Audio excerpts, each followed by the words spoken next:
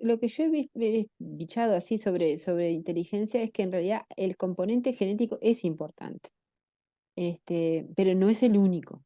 Y hay múltiples factores que hacen después es como todo, al desarrollo de las potencias. Es decir, uno puede tener una potencialidad, que es eso lo que uno hereda, pero esa potencialidad, de acuerdo al contexto, se puede expresar más o menos.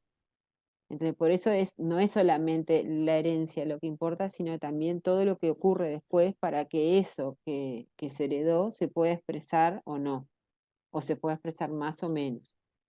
Entonces, el asunto es que no se sabe bien, en realidad, Pesa más. claro, como, todas las funciones cognitivas en realidad, y la inteligencia que es como una especie de conjunto de funciones cognitivas, al servicio de, bueno, eso, de poder aprender, de poder pensar, de poder tomar decisiones, poder todo eso, en sí todavía no se sabe cuál es el mecanismo que realmente está por detrás de eso. O sea, todavía no, hay un salto entre lo que pasa en el cerebro y las funciones cognitivas, y ese salto entre una cosa y otra, de un nivel al otro de complejidad o de organización, todavía no se conoce cuál es o sea, qué es lo que está pasando o sea, cómo pasamos de cerebro, que son una estructura biológica formada por células, que a su vez están formadas por macromoléculas o moléculas, átomos, qué sé yo, cómo pasás de ese conjunto de células organizadas en circuitos a una función cognitiva. Ese salto todavía es un misterio.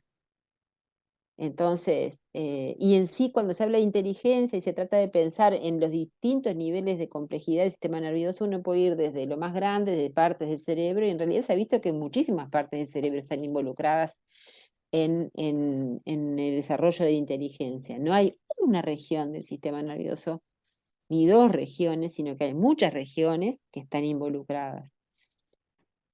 A su vez se ha visto que, si vamos a lo que es la estructura interna del tejido nervioso, bueno, importa tanto, digo, dentro del sistema nervioso se hablan de como dos grandes zonas, ¿no? La sustancia blanca y la sustancia gris, más donde están los cuerpos de las neuronas o más donde están las conexiones que se extienden entre una zona y otra.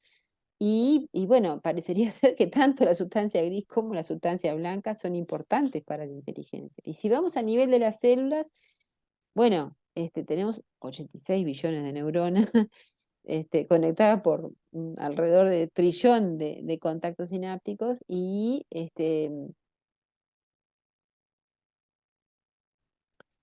realidad no se sabe mucho, o sea, no podemos decir estas neuronas son las responsables. Sí, parecería ser que, por ejemplo, neuronas grandes, como las neuronas, hay una parte de lo que sería la corteza cerebral, lo que cubre todo el cerebro, las neuronas piramidales se han asociado a los procesos que subyacen a la inteligencia. Este, y también se ha visto, bueno, a nivel molecular, como decíamos, bueno, genes, pero lo interesante es que los genes que tienen que ver con la inteligencia no necesariamente son genes que estén involucrados en la síntesis de una proteína en particular. Muchos son genes que no codifican nada. Entonces lo que hacen más bien es controlar la función de otros genes. Entonces es muy complejo. Y bueno, y todo eso, digamos, ocurre a lo largo del desarrollo. Y entonces, a lo largo del desarrollo, ese cerebro con esa estructura, con esas neuronas, con esas moléculas que surgen de la expresión de cantidad de genes, este, em, espérate que se me fue la idea, tienen esa capacidad, digamos, que va disminuyendo a lo largo de la vida de generar justamente la plasticidad necesaria para muchos de los procesos que están subyaciendo a la inteligencia.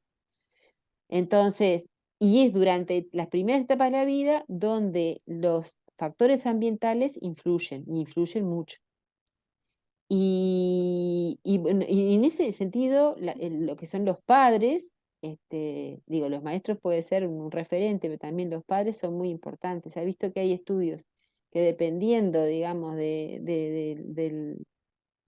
no solamente del vínculo, sino de las expectativas de los padres respecto a los hijos, influyen realmente en el rendimiento a posteriori de los hijos, ¿no? Y a su vez el vínculo y el contacto es muy importante. Se ha visto que, por ejemplo, la deprivación materna, ¿no? Afecta el cerebro y afecta el comportamiento de las personas, no solamente cuando el niño es chiquito, lo afecta durante la niñez, durante la adolescencia y prácticamente casi la vida adulta. Se ve que hay efectos en el cerebro que, por lo menos se ha demostrado en humanos, duran hasta los 20 y pico de años y están asociados, por ejemplo, a cambios hasta en la cantidad de neuronas que se pueden generar en el cerebro y particularmente en zonas que tienen que ver con el aprendizaje como el hipocampo. Eso tiene que ver con el estudio que hacías con las ratitas, ¿no? Eso tiene que ver sí, con lo que habíamos empezado a hacer y ahora estamos retomando con Pamela de Brasil, sí, sí, justamente. Entonces, digo, ahí te muestra cómo un mismo cerebro, ¿no? Puede tener un camino evolutivo o de desarrollo diferente, no solamente de acuerdo a lo que traía ese cerebro de ese ser cuando De nació, fábrica. que, claro, de fábrica, sino que también va a estar moldeado, afectado y modificado por las experiencias y sobre todo, pero muy Ujú. mucho, por las experiencias tempranas.